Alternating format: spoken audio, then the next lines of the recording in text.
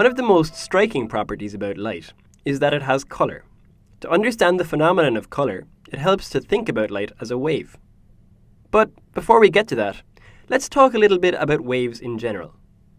Imagine you're sitting on a boat on the ocean, watching a cork bob up and down in the water. The first thing you notice about the motion is that it repeats itself. The cork traces the same path over and over again, up and down, up and down. This repetitive, or periodic, motion is characteristic of waves. Then you notice something else.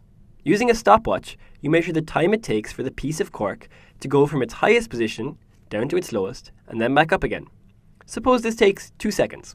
To use the physics jargon, you've measured the period of the waves that the cork is bobbing on. That is, how long it takes a wave to go through its full range of motion once. The same information can be expressed in a different way by calculating the wave's frequency. Frequency, as the name suggests, tells you how frequent the waves are. That is, how many of them go by in 1 second. If you know how many seconds one full wave takes, then it's easy to work out how many waves go by in 1 second. In this case, since each wave takes 2 seconds, the frequency is 0.5 waves per second. So, enough about bobbing corks. What about light and colour? If light is a wave, then it must have a frequency, right?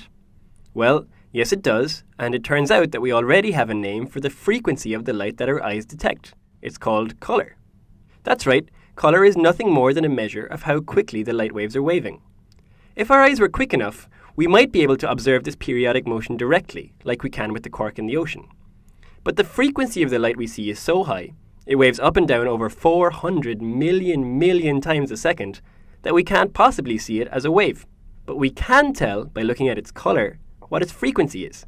The lowest frequency light that we can see is red, and the highest frequency is purple. In between, all the other frequencies form a continuous band of colour called the visible spectrum. So, what if you had a yellow pencil sitting on your desk? Well, the sun emits all colours of light, so light of all colours is hitting your pencil. The pencil looks yellow because it reflects yellow light more than it reflects the other colours. What happens to the blue, purple and red light? They get absorbed, and the energy they are carrying gets turned into heat. It's similar with objects of other colours. Blue things reflect blue light, red things reflect red light, and so on. White objects reflect all colours of light, while black things do exactly the opposite, and absorb at all frequencies.